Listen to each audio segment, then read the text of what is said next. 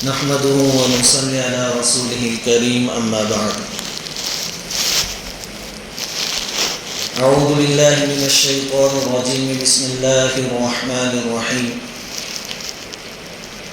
والفجر وليال عشر والشفع والوتر والليل إذا يسر صدق اللہ العظیم۔ بزرگوں اور پیارے بھائیوں، ذوالقعدہ کی آج 29 تاریخ ہے۔ آج مغرب کے وقت ذوالحجہ کا چاند شاید نظر آ جائے گا اور اس کے امکانات زیادہ ہیں۔ اگر چاند نظر آتا ہے تو رات سے جو مہینہ شروع ہونے جا رہا ہے بڑا بابرکت مہینہ ہے، ذوالحجہ کا مہینہ، اسلامی کیلنڈر کا آخری مہینہ۔ اس مہینے کی بہت ساری فضیلتیں احادیث میں وارد ہوئی ہیں۔ 30ویں پارے میں سورہ فجر ہے، والفجر، اس میں جو دوسری آیت ہے والفجر، اللہ رب العزت فرماتے ہیں قسم ہے صبح کے وقت کی، ولیال عشر، اور 10 راتوں کی قسم۔ اکثر مفسرین کا قول یہی ہے کہ ان 10 راتوں سے مراد ذوالحجہ کے پہلے عشرے کی 10 راتیں ہیں۔ اللہ تعالیٰ نے ان 10 راتوں کی قسم کھائی۔ اب جس چیز کی قسم اللہ رب العزت کھاویں وہ چیز کتنی امپورٹنٹ ہوگی، کتنی ویلیو والی ہوگی، آپ اندازہ لگا سکتے ہیں۔ احادیث میں بھی پہلے عشرے کی ذوالحجہ کے بہت ساری فضیلتیں وارد ہوئی۔ ایک حدیث میں ہے، نبی کریم صلی اللہ علیہ وسلم کا ارشاد ہے کہ ذوالحجہ کے پہلے عشرے میں نیک عمل، کوئی بھی نیکی اللہ رب العزت کو اتنی زیادہ پسند ہے، محبوب ہے، کہ اتنی زیادہ محبوب اور پسند وہی نیکی ذوالحجہ کے علاوہ کسی دنوں میں کوئی آدمی کرے تو اتنی اللہ کو پسند نہیں ہوتی جتنی ان دنوں میں پسند۔ کوئی بھی عمل کی تعین بھی نہیں کہ ان 10 دنوں میں آپ روزے رکھو، وہی اللہ کو پسند ہے۔ آپ نماز پڑھیے، روزہ رکھیے، صدقہ کیجیے، قرآن پاک کی تلاوت کیجیے، تسبیح پڑھیے، استغفار کیجیے، کوئی بھی نیک عمل اللہ کو بہت پسند۔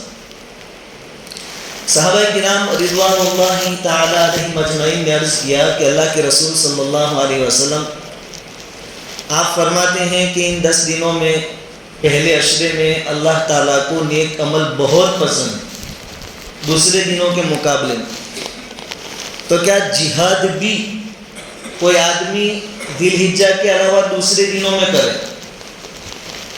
اور کوئی آدمی ان 10 دنوں میں ذوالحجہ میں پہلے عشرے میں نماز پڑھے یا کوئی دوسری نیکی کرے، تو یہ دوسری نیکی کرنا جہاد سے بھی افضل ہے، کیونکہ جہاد تو بہت بڑی عبادت، آدمی اپنا جان مال سب کچھ داؤ پر لگا دیتا ہے۔ حضور صلی اللہ علیہ وسلم نے فرمایا کہ دوسرے دنوں کا جہاد کرنا بھی ان دنوں کی عبادت سے آگے نہیں بڑھ سکتا۔ ان دنوں میں آپ نماز پڑھیں، یہ جہاد سے افضل، روزہ رکھیں دوسرے دنوں میں جہاد کرنے سے افضل، تسبیح پڑھیں دوسرے دنوں میں جہاد کرنے سے افضل۔ حضور صلی اللہ علیہ وسلم نے آگے ارشاد فرمایا کہ ہاں، ایک وہ آدمی ہے جو جہاد کے لیے نکلا جان مال سب لے کر، اور جہاد میں جان بھی قربان کر دی، مال بھی قربان کر دیا، یعنی واپس نہیں آیا، شہید ہو گیا اور مال بھی اس کا قربان ہو گیا۔ کہا کہ یہ ثواب میں اس سے برابر ہو سکتا ہے، ذوالحجہ کی نیکیوں کے برابر، ورنہ اور کوئی عمل ان نیکیوں کے برابر نہیں ہو سکتا۔ حدیث میں ہے کہ پہلے جو 9 دن ہے ذوالحجہ، اس میں کوئی آدمی نفلی روزہ رکھے گا تو ایک روزے کا ثواب 1 سال کے روزوں کے برابر، 1 سال کے نفلی روزوں کا ثواب جو ہوتا ہے وہ ایک روزے میں ملے۔ اور پہلی جو 10 راتیں ہیں ذوالحجہ کی، ان 10 راتوں میں کوئی آدمی عبادت کر لے گا جتنی بھی ہو سکے، تو ہر رات کی عبادت شب قدر کی عبادت کے برابر ثواب رکھتی ہے۔ لیلۃ القدر رمضان کے آخری عشرے میں ہم تلاش کرتے ہیں، طاق راتوں میں، اور اس کی فضیلت قرآن نے بیان کی ہے۔ وما ادراک ما لیلۃ القدر، کہ لیلۃ القدر کی عبادت خیر من الف شہر، 1000 مہینوں کی عبادت سے زیادہ فضیلت والی، 10 راتوں میں۔ اور وہاں رمضان میں تو لیلۃ القدر کون سی رات میں ہے وہ نکی نہیں ہے، طے نہیں ہے، یہاں تو 10 راتیں جو ہیں، ہر رات میں عبادت کا ثواب لیلۃ القدر کی عبادت کے برابر۔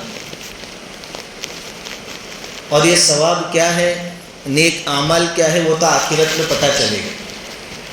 جن کے نزدیک ان چیزوں کی قدر تھی، قیمت تھی، انہوں نے اعمال کیے۔ بعض صحابہ کرام ایسے تھے کہ حضور صلی اللہ علیہ وسلم جب صدقات کی فضیلت بیان فرماتی کہ اللہ کے راستے میں صدقہ کرو، تو ان کے پاس کچھ بھی نہیں ہوتا تھا صدقہ کرنے کے واسطے۔ تو یہ لوگ فضیلت حاصل کرنے کے واسطے، ثواب کمانے کے واسطے بازار میں جاتے، محنت مزدوری کرتے اور کچھ کما کر لاتے اور وہ صدقہ کرتے۔ بعضوں کے پاس صدقہ کرنے کے واسطے صرف ایک کھجور ہوتی تھی، وہ بھی صدقہ کر دیتے تھے۔ اس وقت منافقین طعنہ دیتے تھے کہ تمہارا اللہ تمہاری ایک کھجور کا محتاج نہیں ہے، ایک کھجور سے کیا بات بنے گی۔ اس پر اللہ رب العزت نے آیت نازل فرمائی کہ ان کا ایک کھجور صدقہ کرنا بھی میرے نزدیک بہت اہمیت رکھتا ہے۔ تو ان کے نزدیک اعمال کی قدر تھی، انہوں نے اعمال کیے، محنت کی، کمائے اور صدقہ کیا۔ جنگ قادسیہ کے موقع پر مسلمانوں کے لشکر میں جو مؤذن تھے، نماز کے وقت جو اذان کہتے تھے، وہ زخمی ہو گئے، تیر لگا۔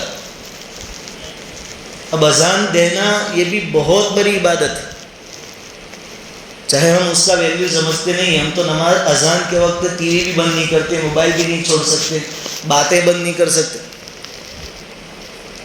مسجد میں ہوتے ہوئے بھی اذان کے وقت ہم باتیں کرتے ہیں، لیکن قیمت ان کے پاس تھی۔ مؤذن زخمی ہو گئے، اب مسئلہ ہے اذان کون دے گا۔ حیات الصحابہ میں لکھا ہے کہ اتنے سارے لوگ اذان دینے کے واسطے دوڑ پڑے کہ اب جھگڑے کی نوبت آ گئی۔ ہر ایک کہتا ہے کہ نہیں، یہ نیکی میں کروں گا، اذان میں دوں گا۔ تلواریں نکلنے کی تیاری تھی۔ پھر جو امیر تھے انہوں نے کہا بھائی ہم چٹھی اچھالتے ہیں، قرآن اندازی کرتے ہیں، جس کا نام آئے گا وہ اذان دے گا۔ پھر قرآن اندازی کی گئی، چٹھی اچھالی گئی، اور جس کا نام آتا وہ اذان دیتا تھا۔ یہ تھی ان کے نزدیک نیکیوں کی اہمیت۔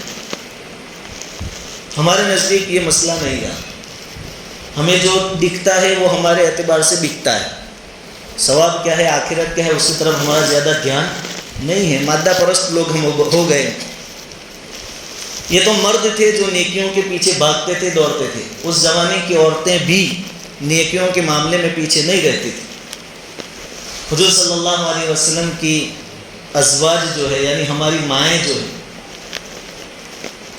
نیکیوں کی اتنی پابندی۔ حضور صلی اللہ علیہ وسلم نے اپنے آخری زمانے میں فرمایا تھا کہ میرے جانے کے بعد مجھ سے سب سے پہلے وہ ملے گی میری ازواج میں سے، میری بیویوں میں سے، جس کا ہاتھ لمبا ہوگا۔ اب مرنے کی بات ہے، مریں گے تو ملاقات ہوگی نا۔ تو ازواج مطہرات، حیات الصحابہ میں ہی لکھا ہے کہ جب کسی کے گھر میں جمع ہوتی تو دیوار پر اپنے ہاتھ ناپتے تھے کہ کس کا ہاتھ لمبا ہے۔ وہ اس کا مطلب یہ سمجھی کہ جس کا ہاتھ لمبا ہوگا وہ جلدی حضور سے ملے گی۔ لیکن حضور صلی اللہ علیہ وسلم کے بعد سب سے پہلے ازواج مطہرات میں سے حضرت زینب بنت جحش رضی اللہ تعالیٰ عنہ کا انتقال ہوا۔ تو عائشہ رضی اللہ تعالیٰ عنہ اور دوسرے ازواج تعجب میں پڑ گئی کہ ان کی تو ہائٹ بھی اتنی زیادہ نہیں تھی، اور جب ہائٹ نہیں تھی تو ہاتھ بھی لمبا نہیں تھا، یہ کیسے پہلے پہنچ گئی۔ پھر انہوں نے سوچا تو خیال آیا کہ ہاتھ لمبا ہونے سے مراد یہ تھا کہ جو زیادہ اللہ کے راستے میں خرچ کرتی ہے، زیادہ نیکیاں کماتی خرچ کر کے۔ پھر ان کی زندگی کے بارے میں عائشہ رضی اللہ تعالیٰ عنہ اور تمام ازواج فرماتی ہیں کہ خود ہاتھ سے کاریگری کرتی تھی، چمڑے کی چیزیں سیتی تھی، اس کو بیچتی تھی، اور اسے جو کچھ ملتا تھا اللہ کے راستے میں خرچ کر دیتی۔ یہ ہے نیکیوں کی طلب، آخرت کی فکر، آخرت کی تیاری۔ اب ہمارا مسئلہ کیا ہے کہ اعمال کے میدان میں ہم بہت پیچھے ہیں، بلکہ ایک بڑا طبقہ ایسا تیار ہو رہا ہے جو اپنی گردنوں سے اسلام کا طوق نکالنا چاہتا ہے کہ اسلام کی زنجیر بھی اب انہیں گوارا نہیں ہے۔ ان کو گھبراہٹ محسوس ہو رہی ہے کہ یہ کیا یار، جیسا کہا جائے ویسا کب تک ہم کرتے رہیں، ایک مزاج بنتا جا رہا ہے۔ کہتے ہیں نا دل صاف ہونا چاہیے، دل میں اللہ ہونا چاہیے، دل میں کلمہ ہونا چاہیے، باقی تم اعمال کیسے بھی کرو۔ ایک آزادی کا بھوت ایک بڑے طبقے پر، اور اس میں زیادہ تر مبتلا پڑھے لکھے لوگ ہو رہے ہیں۔ فریڈم چاہیے، آزادی چاہیے۔ اللہ کے فضل سے ابھی دیوبند وغیرہ کا سفر ہوا تو واپسی میں ٹرین میں پنجاب سے ایک عورت چلی تھی، نوجوان تھی، خوبصورت بھی تھی، بہت پڑھی لکھی تھی۔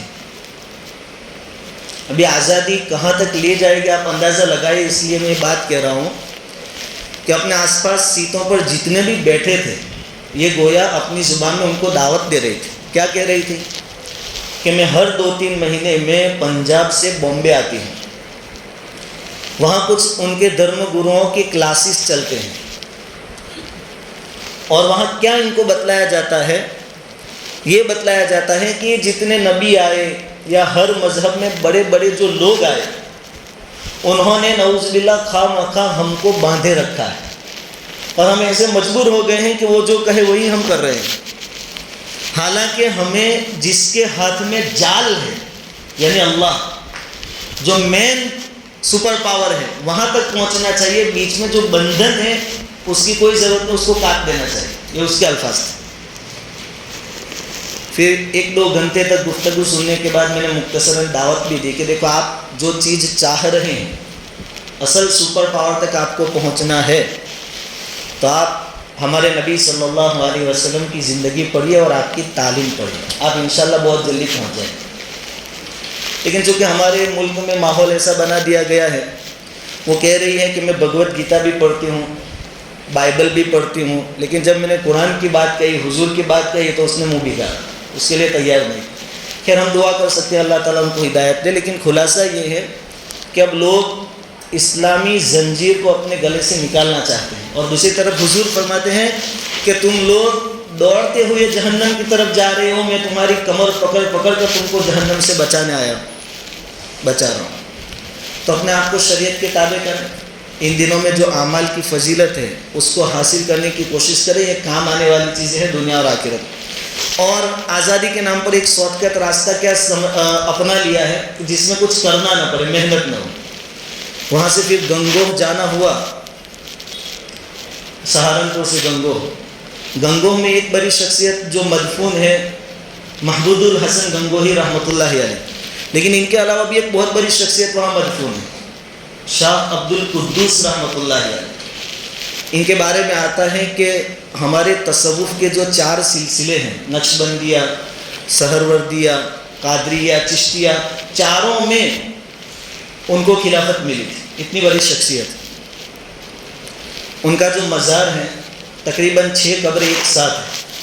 اب ہم کیا شارٹ کٹ اپناتے ہیں اس کی بات کر رہا ہوں کہ وہاں مست پکی قبریں بنائی گئی ہیں، اور حضرت کی جو قبر ہے شاہ عبد القدوس رحمۃ اللہ علیہ کی، اس کے سامنے اے سی چلتا ہے حضرت کی قبر کو ٹھنڈک پہنچانے کے لیے، اور باہر 2 داڑھی منڈوں کا فوٹو لگا ہوا ہے، 500واں عرس مبارک۔ اب ان کے عرس کے نام پر یہ داڑھی منڈے کمائیں، نہ نماز، نہ روزے، نہ زکوٰۃ، نہ شریعت کا کوئی دوسرا عمل، بالکل شارٹ کٹ جو کر کے گئے ان کے نام پر یہ کھا رہے۔ ہم ایسا نہ کریں، عمل کریں، اپنی زندگیوں میں اعمال کو لائیں۔ خیر ان دنوں میں، آنے والے دنوں میں ایک بہت بڑا عمل جو کیا جائے گا، ایک تو حج ہے، خوش نصیب جو لوگ تھے وہ روانہ ہو چکے اور جانے والے بھی جائیں گے، اللہ تعالیٰ ہر ایک کو یہ سعادت نصیب فرمائیں۔ یہاں رہنے والوں کے لیے ایک بڑا عمل ہے قربانی۔ قربانی بہت بڑی عبادت ہے۔ آپ اندازہ لگائیے کہ نبی کریم صلی اللہ علیہ وسلم نے مدنی زندگی میں 10 سالوں میں کبھی قربانی چھوڑی نہیں ہے، آپ نے بہت پابندی کے ساتھ قربانی کی ہے۔ تو اللہ تعالیٰ نے جن کو نوازا ہو وہ قربانی کرے، بلکہ ہو سکے اب دن بہت کم باقی ہے، 10 دن باقی ہے، اگر آج چاند نظر آتا ہے تو 17 کو عید ہو جائے گی، ابھی سے جانور لاوے، اس کی خدمت کرے اور اس کے ساتھ ایک انسیت قائم کرے، اور ایسی محبت اور تعلق قائم ہو جاوے کہ عید کے دن جب جانور کی گردن پر چھری چلائی جائے تو ہماری آنکھوں میں آنسو، کیونکہ یہ جو جانور ہم ذبح کریں گے اس کی ایک ایک چیز کے بدلے میں ہمیں ثواب ملے گا. حضور صلی اللہ علیہ وسلم سے صحابہ کرام نے دریافت کیا تھا کہ یہ قربانی کیا ہے. حضور صلی اللہ علیہ وسلم نے فرمایا تھا کہ تمہارے باپ ابراہیم علیہ السلام کی سنت ہے. کہ صحابہ کرام نے دوسرا سوال کیا وما لنا فیہا یا رسول اللہ, قربانی کرنے سے ہمیں کیا ملے گا؟ حضور صلی اللہ علیہ وسلم نے فرمایا تھا کہ ہر بال کے بدلے میں ایک نیکی. پھر جانور کے جو سینگ ہے اور ایسے اعضاء جو کھائے نہیں جاتے اور اس سے فائدہ نہیں اٹھایا جاتا اس پر بھی ثواب ملے. خون جو ہے, خون جانور کا زمین پر گرنے سے پہلے اللہ کی حفاظت میں چلا جائے گا, اور ان ساری چیزوں کو اللہ تعالیٰ حفاظت سے رکھ کر قیامت کے دن ہمارے نیکیوں کے پلڑے میں رکھیں گے. اس وقت اس کی اہمیت پتہ چلے گی. جہنم کے بیچ میں آڑ بن جائے گی قربانی, اگر اخلاص کے ساتھ کی ہے, صحیح طریقوں سے کی ہے تو جانور لاویں, عید کا ایک ماحول قائم کر.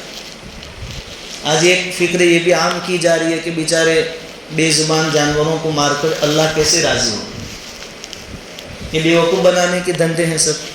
قربانی کا سلسلہ حضرت آدم علیہ السلام کے زمانے سے چلا آ رہا ہے, اور تقریباً ہر مذہب میں یہ چیز پائی جاتی ہے کہ تو جو لوگ اسلام مخالفت میں مبتلا رہتے ہیں, اسلام کی مخالفت کرنے میں, ان کی طرف سے بات ہے. اور ایک کوتاہی ہماری طرف سے اکثر یہ ہوتی ہے کہ ہم سب لوگ اپنا حصہ دوسری جگہ پہنچا دیتے ہیں اور فری ہو جاتے ہیں قربانی سے. ایسا نہ کریں.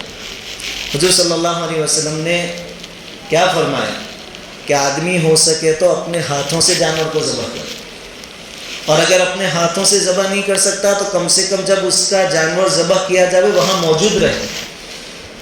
تو ہم کوشش کریں, اس کو بوجھ نہ سمجھیں. قربانی کرتے ہیں لیکن ایک رسم کے طور پر کرتے ہیں کہ بھائی باپ دادا کے زمانے سے چلا آیا ہے تو ہمیں بھی کرنی ہے, بس. ایسا نہیں, یہ بہت بڑی عبادت ہے, نیکیاں ہیں اور بہت وزنی نیکیاں ہیں. اس کا احساس جب اس کو نیکیوں کے پلڑے میں قیامت کے دن رکھا جائے گا تب ہوگا. کسی کی غلط باتوں میں مبتلا نہ ہو, عبادت سمجھ کر. نبی کریم صلی اللہ علیہ وسلم نے بھی کی ہے, بلکہ حضور نے اتنی تاکید فرمائی ہے کہ وسعت ہونے کے باوجود, طاقت اور قدرت ہونے کے باوجود کوئی آدمی قربانی نہیں کرتا ہے, اس کو چاہیے کہ ہماری عیدگاہ میں نہ آئے. اس کی ضرورت نہیں ہے, وہ ہمارے طریقے پر نہیں, قربانی کریں. اب قربانی کس پر آئے گی؟ صاحب نصاب پر. لیکن ایک تھوڑی سی غلط فہمی جو رہتی ہے, ہم یہ سمجھتے ہیں کہ جس پر زکوٰۃ فرض ہوتی ہے اسی پر قربانی آتی. ایسا نہیں. جس پر صدقہ فطر واجب ہوتا ہے اس پر قربانی واجب ہوتی ہے. اب زکوٰۃ میں اور صدقہ فطر میں کیا فرق کرتے ہیں؟ زکوٰۃ میں ہم صرف 4 چیزیں گنتی میں لاتے ہیں: نقد روپے, سونا, چاندی اور تجارت کی چیزیں. لیکن صدقہ فطر میں یہ 4, اس کے علاوہ ضرورت سے زیادہ جو چیزیں ہمارے پاس ہیں اس کو بھی ہم گنتے کہ بھائی ایک مکان میں رہتا ہوں, دوسرا کرائے پر دیا ہے, تو اس مکان کی قیمت بھی آپ کو لگانی پڑے گی. یہ میرے پاس ضرورت سے زیادہ ہے. ہمارے گھروں میں کچھ برتن ایسے ہیں جو سال بھر استعمال نہیں ہوتے ہیں, تو اس کی قیمت بھی لگانی پڑے گی. ضرورت سے زیادہ جتنی چیزیں ہیں سب کا حساب آپ کو لگانا پڑے گا. وہ لگانے کے بعد 612 گرام چاندی کی قیمت کے برابر اگر وہ ہو جاتا ہے تو اس پر قربانی واجب ہے. الحمدللہ ہماری بستی میں مفتیان کرام ہیں, علماء ہیں, ہمارے امام ہیں. اپنے اپنے مسائل ان کے سامنے پیش کریں اور قربانی واجب ہوگی یا نہیں ہوگی وہ طے کر لیں. اور ایک بہت بڑی غلطی کہ گھر میں ایک کی طرف سے قربانی کر دینے سے سب کی طرف سے واجب ادا نہیں ہوتا, یہ یاد رکھیں. آج بھی کچھ ایسے سوال آتے ہیں کہ مولانا گزشتہ سال بڑے ابا کے نام کی قربانی کر دی تھی, اس سال میرے ابا کے نام سے کریں گے. تو ایک میں سب نہیں آتا. کھانا سب الگ الگ کھا رہے ہیں, ہر ایک کے پیٹ الگ ہے, ہر ایک کی ضرورتیں الگ ہیں. گھر میں جتنے بالغ ہیں ان میں سے جتنے نصاب کے مالک ہیں سب کی طرف سے الگ الگ قربانی کرنی پڑے گی. مزید کچھ مسئلے انشاءاللہ آئندہ جمعہ کو سنیں گے. اللہ تعالیٰ کہیں سنی باتوں پر کہنے سننے سے زیادہ عمل کی توفیق عطا فرمائے.